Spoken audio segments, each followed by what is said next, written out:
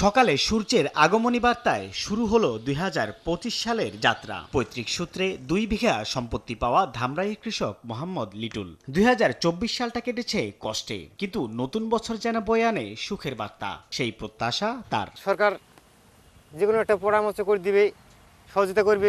কৃষকের প্রত্যাশা নতুন বছরে দাম কমবে সার, কীটনাশক সহ বিদ্যুৎ বিলের। তা না হলে উৎপাদনের খরচের সাথে মিলবে না তার লাভের হিসাব। ঠিক একই রকম প্রত্যাশা কৃষক সিরাজুল ইসলামেরও। সব জিনিসের দামে কমে যাবে, তাহলে কৃষি কামড়ও পোষাইবে। জীবনযাত্রার ব্যয় কমিয়ে আনাই বেশিরভাগ মানুষের চাওয়া। যখন মূল্যস্ফীতি 11.5% ছুঁই ছুঁই, তখন পণ্যের দাম কমাতেই স্বস্তি খুঁজছেন ক্রেতারা। বাগবিতণ্ডা এড়াতে দাম কমানোর পক্ষে বিক্রেতারাও। সিন্ডিকেট না থাকে এখন যে তরকারির দাম কম আছে ওইভাবেই থাকুক। 24 সালে অনেক দাম বাড়ছে, আমাদের আশা 25 সালে এগুলোর দাম কমবে। বুক ভরে দীর্ঘশ্বাস ফেলা, দিনে এনে দিনে খাওয়া স্বল্প আয়ের মানুষের আশা নতুন বছরে বাড়বে তাদের মজুরি, কমবে জীবনযাপন খরচ। তার মতন পরিবারদের নিয়ে খুব কষ্ট।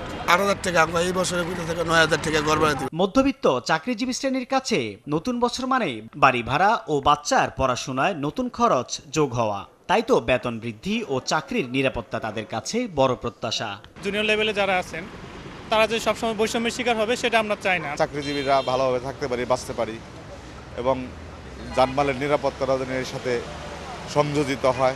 অর্থনীতিবিদদের আশা, মানুষের জীবনযাত্রার ব্যয় সহনীয় মাত্রায় রাখতে সরকার নতুন বছরে বাজার ব্যবস্থাপনার উপর নজর দিবে। এজন্য সঠিক পরিসংখ্যানের উপর জোর দিয়েছেন। কেউ যাতে কোনো ধরনের কৃত্রিম সংকট না করতে পারে, বাজার ব্যবস্থাপনা যে কমিটি আছে সেটাকেও যদি সম্পৃক্ত করা যায়, তাহলে সাপ্লাই চেইনটা যদি স্মুথলি চলে, আমাদের মনিটারি পলিসি ঠিক আছে, ফিসক্যাল পলিসিতেও কিছু উদ্যোগ গ্রহণ করেছে, তাহলে কিন্তু আমরা কাঙ্ক্ষিত জায়গায় পৌঁছতে পারবো। আরেক বলি যে আমরা স্বয়ংসম্পূর্ণ, তাহলে সেটা আমাকে ওই শ্রেণীভাবে আমদানি কেন করতে হবে?